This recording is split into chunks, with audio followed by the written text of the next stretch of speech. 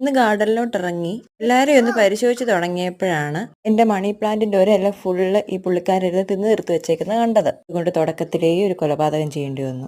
അത്യാവശ്യം നല്ല വെയിലൊക്കെ ഇന്ന് ഉണ്ടായിരുന്നേ. കുറേ ദിവസം കൊണ്ട് മാംഗോ ഷേക്ക് ഉണ്ടാക്കി കൊടുക്കാന്ന് പറഞ്ഞ് എന്റെ കെട്ടിയവനെ പറ്റിക്കുന്നുണ്ടായിരുന്നു. ഇന്ന് എന്നായാലും അതൊന്ന് ചെയ്തേക്കാന്ന് വെച്ച് മാങ്ങ ചെത്തി തുടങ്ങിയപ്പോഴുണ്ട് മഴ മൂടൽ.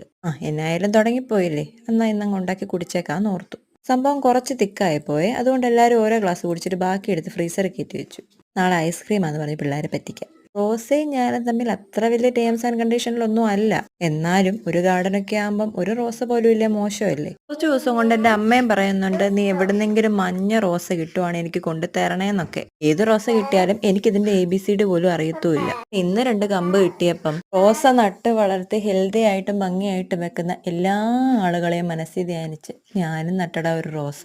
ഇങ്ങനെയൊക്കെയാണല്ലോ പഠിക്കുന്നേ. ഇതൊന്ന് വെച്ച് നോക്കാം. എന്നിട്ട് പിടിച്ചു കിട്ടുവാണെങ്കിൽ അമ്മയ്ക്കൊരു കമ്പ് കൊണ്ട് കൊടുക്കാം. എന്നിട്ട് നെക്സ്റ്റ് ടൈം മഞ്ഞ കൊണ്ട് നട്ടു വെച്ച് നോക്കാം. മെയിൻ ബ്രാഞ്ചിലുള്ള എല്ലാ ബ്രാഞ്ചസും ലീഫും മുട്ടുകളും ഒക്കെ കട്ട് ചെയ്ത് കളഞ്ഞു. മുട്ട് കട്ട് ചെയ്ത് കളഞ്ഞത് മനസ്സില്ലാ മനസ്സോടെയാണേ.